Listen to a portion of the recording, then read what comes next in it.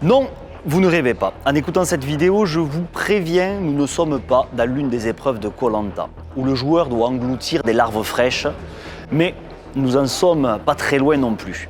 Depuis quelques semaines, la Commission européenne a autorisé l'ajout de 4% de larves de verre de farine dans les préparations alimentaires.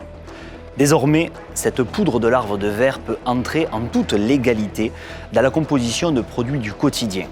Le pain, le fromage, les pâtes, les confitures ou les compotes de nos enfants.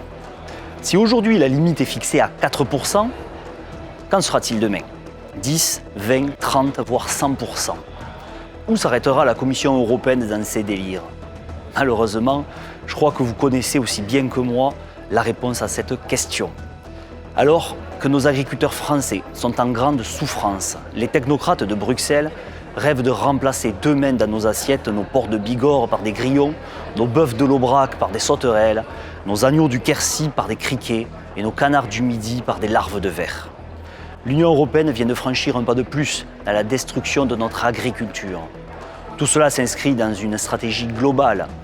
Après la multiplication des accords de libre-échange, comme avec le Mercosur, et la pression réglementaire, l'Union européenne cherche à nous imposer une transition alimentaire forcée. Au Rassemblement national, avec l'ensemble de mes collègues députés au Parlement européen, nous refusons que la France, pays de la gastronomie par excellence, succombe à cette dérive culinaire pour de fausses raisons économiques et écologiques.